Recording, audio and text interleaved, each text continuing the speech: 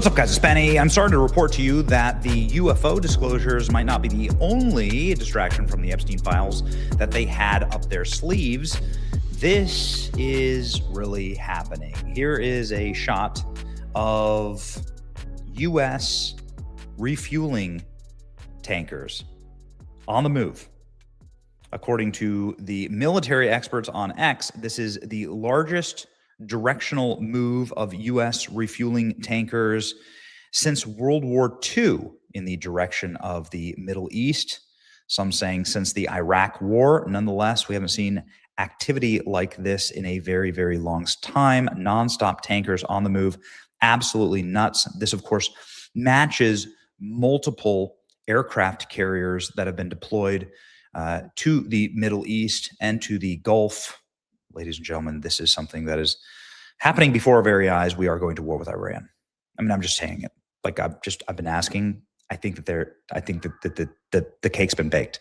I think they're going to go to war with Iran. Why are they going to topple the Ayatollah? Is it something that like is really that prescient for the American people? I don't think so. Nobody's made the case that this is like America first policy.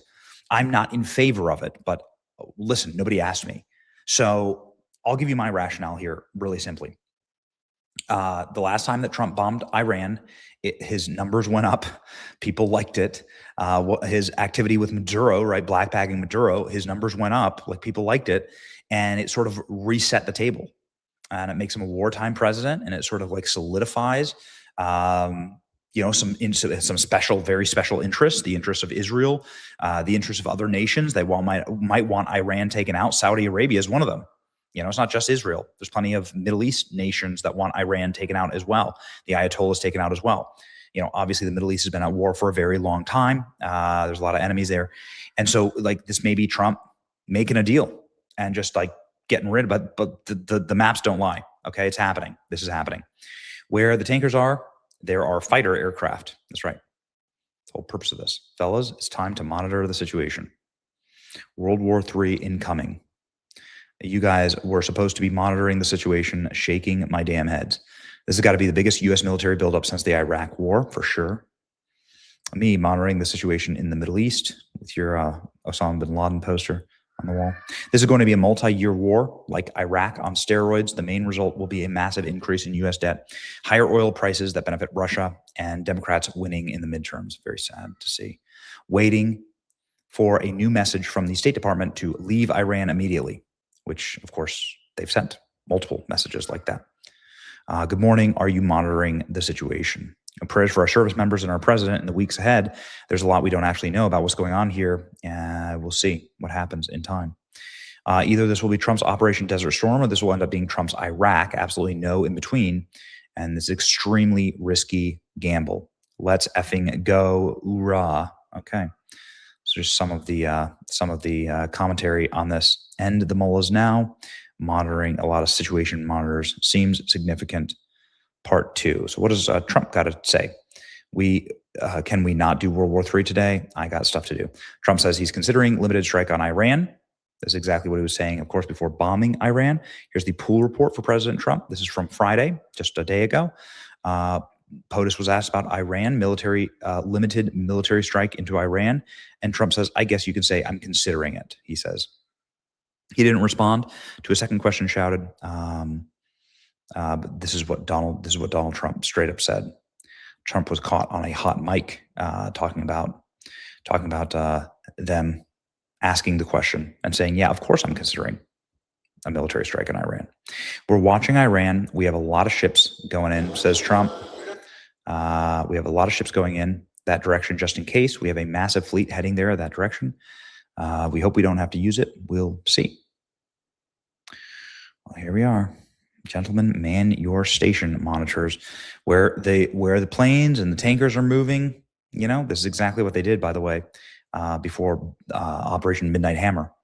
They moved a bunch of tankers, sort of like a head fake, and then they dropped those Moab bombs right on the Iranian nuclear facilities. So here it is. What do you think? Do you think we should go to war with Iran? I don't, of course.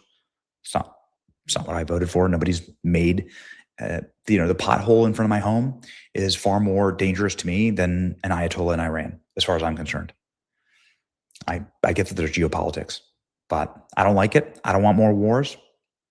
I've been against this from the beginning. Call me a panicking, call me whatever you want. But war with Iran is certainly not what we voted for, and certainly not what I think 77 million of the MAGA base voted for. Nonetheless, I defer to Tucker on this, right? Tucker was just in Israel, and he had commentary, on Iran in his interview with Mike Huckabee, and his take on it, obviously, is Tucker's take on these kind of things. It's sort of like visceral gut instinct. I always respect. Here we go. Ask you a question. How much does it matter what Americans think? Well, it matters every bit what Americans think. That's why Americans vote. It's why Americans have the opportunity to have free speech. We want them to have that. Okay, so what percentage of Americans support a war with Iran? I don't know. Do you know? I do. I think it's around, I saw the numbers yesterday. I think it was like 21%. Okay. Is that enough to have a war with Iran?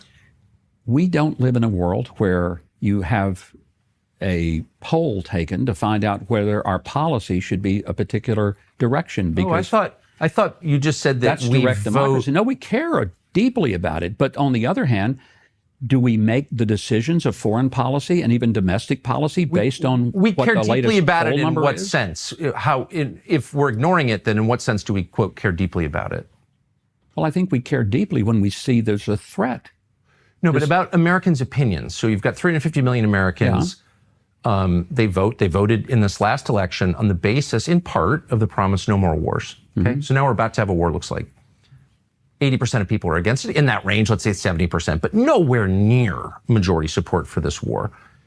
And it's not direct democracy, but it is a form of democracy. It's representative democracy. The ultimate form of democracy in our system, in a republic, because we're not a true democracy, we're a republic. Exactly, right? It's a mediated democracy. It'll be an opportunity for Americans to vote if they think that we've made the wrong policy decisions. I personally think the president is making the right policy decisions. But I guess, but you just said it matters deeply what Americans think, and if the overwhelming majority are against it, in what sense does it matter? Because what I hear is it matters what they think, but it really doesn't matter what they think because... No, you take it in, you certainly ingest that.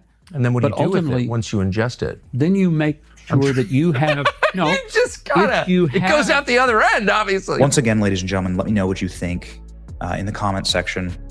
I think that this kind of tells the whole story here. What's about to happen. Get ready. Get ready. It's your boy Benny. Like, share, and subscribe. See ya.